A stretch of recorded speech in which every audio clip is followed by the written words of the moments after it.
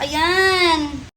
Guys, kadayawan na dito sa Davao. Ngayon aalis kami, magbabazar kami kasi merong pwesto sa bazar na kaibigan ni Habi at makikikain kami kasi inimbitahan kami, girl. Syempre, hindi magno-no dyan si Buntis. Pero bago yan, syempre, flex ko lang muna ang bago kong pabango. Hindi ko pa na-try ito. Sabay-sabay nating amuyin. Look at the bottle. And check natin.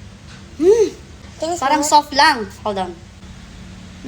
Soft lang talaga. Gusto ko to. Alam nyo ba nung first trimester ko, ayaw ko talaga ng mga pabango, ng kahit anong amoy, lotion, or kahit anong nilalagay sa face. But now, my God. Nung una, lotion na-appreciate ko na. So sabi ko, feel ko, mahilig na ako sa mga amoy-amoy ngayon. Kaya umorder na ako ng pabango. Diba the last time, yung isa napakasyala. Ang atake nun at first is matapang. But this one, the second one, is very soft lang, girl. And I like it. You wanna smell?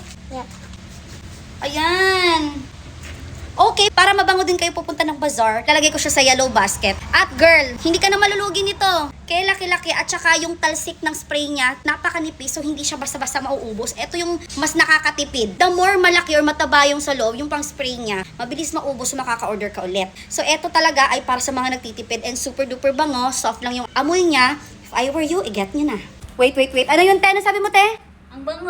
Awabot daw yung amoy ko doon. Sino ka dyan, girl? Anyways, we're leaving at ilalagay ko siya sa yellow basket.